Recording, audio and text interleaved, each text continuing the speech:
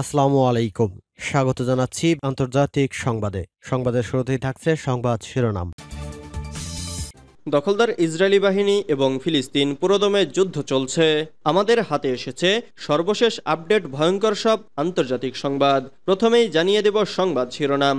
ইহুদিবাদীদের ঘুমের সময় তেল আবিবের বুকে ইয়েমেনিদের ক্ষেপণাস্ত্র হামলা।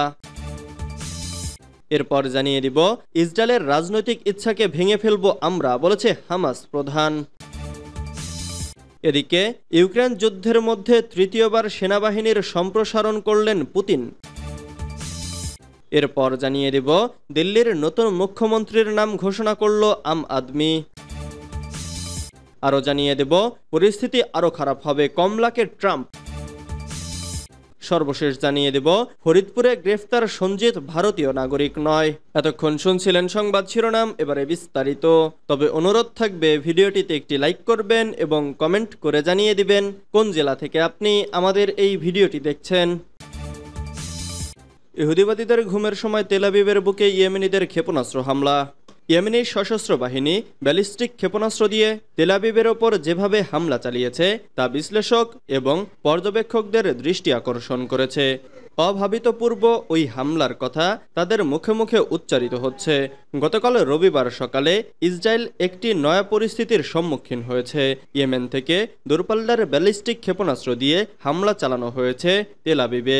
ইসরায়েল এবং আমেরিকার প্রতিরক্ষা ব্যবস্থাগুলো ওই ক্ষেপণাস্ত্রকে আটকাতে ব্যর্থ হয়েছে। পার্স টুডে আরও জানায়, ইসরায়েলের সবচেয়ে গুরুত্বপূর্ণ বিমানবন্দর বেন গুরিয়ানের কাছে ওই ক্ষেপণাস্ত্র আঘাত হানে। ক্ষেপণাস্ত্র হামলার ঘটনায় ইসরায়েলিরা আতঙ্কিত হয়ে আশ্রয় কেন্দ্রে চলে যায়। হিব্রু সূত্রগুলো স্বীকার করেছে যে ইয়েমেনি ক্ষেপণাস্ত্র বেশ কয়েকটি আরব দেশের আকাশসীমা পাড়ি দিয়ে তেল আবিবে আঘাত হেনেছে। ইহুদিবাদীদের আকাশ প্রতিরক্ষা ব্যবস্থা ওই ক্ষেপণাস্ত্র মোকাবেলা করতে ব্যর্থ হয়েছে। ইয়েমেন সরকারের তথ্যমন্ত্রী ও মুখপাত্র হাশেম শারফুদ্দিন এ প্রসঙ্গে বলেন, আমরা ইহুদিবাদী শাসক গোষ্ঠীর একেবারে বুক লক্ষ্য করে হামলা চালিয়ে বুঝিয়ে দিয়েছি যে এই সরকার এখন আর নিরাপদ নয়। ইসরায়েলের রাজনৈতিক ইচ্ছাকে ভেঙে ফেলব আমরা, বলেছেন হামাস প্রধান। হামাস নেতা ইয়াহিয়া সিনওয়ার বলেছেন, ইসরায়েলের বিরুদ্ধে দীর্ঘস্থায়ী লড়াইয়ের জন্য প্রস্তুত ফিলিস্তিনি। ইয়েমেনের ইরান সমর্থিত হুথি বিদ্রোহীদের কাছে পাঠানো সোমবার এক বার্তায় তিনি একথা বলেন। হামাস নেতা বলেন, আমরা নিজেদেরকে একটি দীর্ঘস্থায়ী যুদ্ধের লড়াইয়ের জন্য প্রস্তুত করেছি যা শত্রুর রাজনৈতিক ইচ্ছাকে ভেঙে ফেলবে। তিনি বলেন, ইরাক, লেবানন এবং ইয়েমেনে ইরান সম্পর্কিত গোষ্ঠীগুলি ইসরায়েলকে পরাজিত করবে। এর আগে ইয়েমেনের রাজধানী সানা এবং দেশের লোহিত সাগরের উপকূলের বেশিরভাগ নিয়ন্ত্রণকারী হুথিরা রোববার মধ্য ইসরায়েলে একটি বিরল ক্ষেপণাস্ত্র হামলা চালায়। হামলায় কোনো হতাহতের ঘটনা ঘটেনি, তবে ইসরায়েলি প্রধানমন্ত্রী বেনিয়ামিন নেতানিয়াহু প্রতিশোধ নেওয়ার ঘোষণা দেন। হুথি নেতা আব্দুল মালিক আলকে সম্বোধন করা বার্তায় সিনওয়ার বলেছেন, সবিস্তর এবং প্রতিরক্ষা এবং বাধাকে অতিক্রম করে শত্রু সত্তার গভীরে আপনি ক্ষেপণাস্ত্র হামলা চালিয়েছেন। এ সাফল্যের জন্য আপনাকে অভিনন্দন জানাই। ইউক্রেন যুদ্ধের মধ্যে তৃতীয়বার সেনাবাহিনীর সম্প্রসারণ করলেন পুতিন। রাশিয়া তাদের সক্রিয় সেনাবাহিনীর সংখ্যা বাড়িয়ে 15 লাখে উন্নীত করার পরিকল্পনা করেছে। সীমান্তে নতুন করে হুমকি এবং পশ্চিমা আগ্রাসী মনোভাবের প্রতিক্রিয়ায় এই পদক্ষেপ নেওয়া হয়েছে বলে জানিয়েছে ক্রেমলিন। মঙ্গলবার বার্তা সংস্থা এএফপি এই তথ্য জানিয়েছে। সোমবার রুশ প্রেসিডেন্ট ভ্লাদিমির পুতিন একটি সরকারি নির্দেশনায় স্বাক্ষর করেন।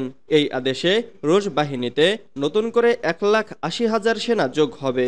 এর মাধ্যমে রাশিয়া পৃথিবীর দ্বিতীয় বৃহত্তম সক্রিয় সেনাবাহিনী হিসেবে অবস্থান করছে।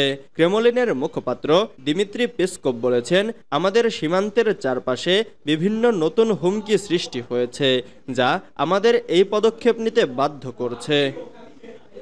তিনি আরও যোগ করেন, পশ্চিমা সীমান্তে শত্রুভাবাপন্ন পরিস্থিতি এবং পূর্ব সীমান্তে অস্থিতিশীলতা বৃদ্ধির কারণেই এই উদ্যোগ নেওয়া হয়েছে।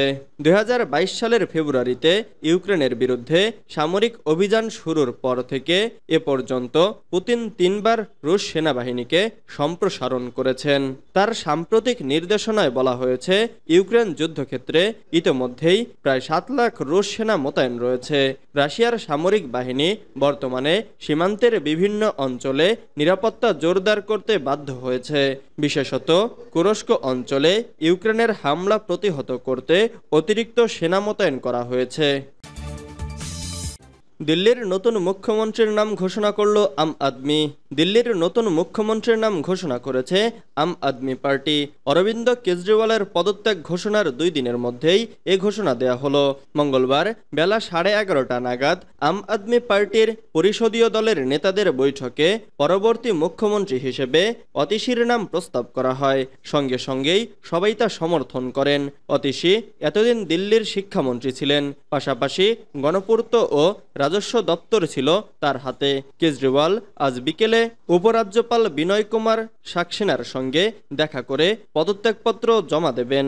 গত রবিবার তিনি এই সিদ্ধান্তের কথা ঘোষণা করেছিলেন। তিনি বলেছিলেন 2 দিন পর মুখ্যমন্ত্রিত্ব ছেড়ে দেবেন। প্রসঙ্গত, দিল্লির অবকারী দুর্নীতি মামলায় অন্যতম অভিযুক্ত কেজরিওয়াল অর্থনৈতিক গোয়েন্দা সংস্থা এনফোর্সমেন্ট ডিরেক্টরেটের হাতে গ্রেফতার হয়ে প্রায় 6 মাস তিহার জেলে ছিলেন তিনি। গত শুক্রবার সুপ্রিম কোর্টের নির্দেশে জেলমুক্তি ঘটেছে অপপ্রধানের। তারপরই গত রবিবার মুখ্যমন্ত্রীর পদ থেকে পদত্যাগ করার কথা জানান কেজরিওয়াল। পরিস্থিতি আরও খারাপ হবে, কমলাকে ট্রাম্প।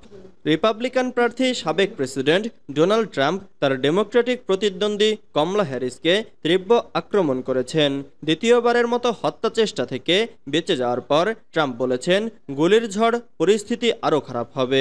সোমবার সকালে যখন ট্রাম্প ফ্লোরিডার গলফ কোর্সে ছিলেন, সেখানে গুলির ঘটনা ঘটে। সেখানে সিক্রেট সার্ভিস এজেন্টরা একজন সন্দেহভাজনকে আটক করেন। তার নাম রায়ান রাথ। পরে তাকে গ্রেফতার করা হয়, যার কাছে একটি AK-47 রাইফেল পাওয়া যায়। রথকে অবৈধ অস্ত্র রাখার জন্য অভিযুক্ত করা হয়েছে। তবে কর্মকর্তারা স্পষ্ট করেছেন যে তার রাইফেল থেকে কোনো গুলি চালানো হয়নি। ট্রাম্প জানান, এভাবে বারবার তার উপর আক্রমণের চেষ্টা করা হলেও তাকে দমিয়ে রাখা যাবে না। ট্রাম্প হ্যারিসকে কমরেড অভিহিত কজরে অভিযোগ করেছেন যে কমলা কমিউনিস্ট বামপন্থী ভাষ্য প্রচার করেছে। তার মতে, মার্কিন যুক্তরাষ্ট্রের রাজনৈতিক পরিস্থিতিকে আরও উত্তপ্ত করেছে কমলা। ট্রাম্প বলেন, অজানা স্থান থেকে লাখ লাখ মানুষকে আমাদের দেশে অনুপ্রবেশ করতে দেওয়া একটি অপরাধ। আমাদের সীমান্ত বন্ধ করতে হবে এবং সন্ত্রাসী, অপরাধী ও মানসিকভাবে অসুস্থ ব্যক্তিদের অনতিবিলম্বে যুক্তরাষ্ট্রের শহর ও গ্রাম থেকে সরিয়ে দিতে হবে এবং তাদের নিজ নিজ দেশে ফেরত পাঠাতে হবে। ফরিদপুরে গ্রেফতার সঞ্জিত ভারতীয় নাগরিক নয়। ফরিদপুরের ভাঙায় প্রতিমা ভাঙচুরের ঘটনায় গ্রেফতার ভারতীয় নাগরিক সঞ্জিত বিশ্বাসের পরিচয় মিলেছে। জানা গেছে, গ্রেফতার ওই যুবকের প্রকৃত ঠিকানা গোপালগঞ্জের কাশিয়ানীতে। পুলিশকে বিষয়টি নিশ্চিত করেছেন সঞ্জিতের বাবা নিশিকান্ত বিশ্বাস। মঙ্গলবার 17 সেপ্টেম্বর এক বিজ্ঞপ্তিতে এ তথ্য জানিয়েছে ফরিদপুর জেলা পুলিশ। বিজ্ঞপ্তিতে বলা হয়, সোমবার প্রতিমা ভাঙচুরের ঘটনায় ভারতীয় নাগরিক সঞ্জিত বিশ্বাসের গ্রেফতারের খবর প্রকাশিত হলে তার বাবা ফরিদপুর জেলা পুলিশের সঙ্গে যোগাযোগ করেন। নিশিকান্ত বিশ্বাস পুলিশকে জানান, গ্রেফতারকৃত ব্যক্তি তার ছেলে এবং মানসিকভাবে অসুস্থ। তার প্রকৃত নাম সঞ্জিত বিশ্বাস। গোপালগঞ্জের কাশিয়ানী উপজেলার নিজামকান্দি গ্রামে তাদের বাড়ি। গ্রেফতার সঞ্জিত 25 বছর বয়সে কাজের উদ্দেশ্যে ভারতে গিয়ে অনেকদিন ছিলেন, পরবর্তীতে দেশে ফিরেন। প্রায় 4 বছর আগে হঠাৎ বাড়ি থেকে বের হয়ে নিখোঁজ হন। এরপর আর বাড়িতে ফিরে আসেননি এবং পরিবারের সঙ্গে তার কোনো যোগাযোগ ছিল না। এছাড়া সঞ্জিত প্রায়ই ভারতে যাতায়াত করতেন বলে জানিয়েছেন তার বাবা নিশিকান্ত বিশ্বাস।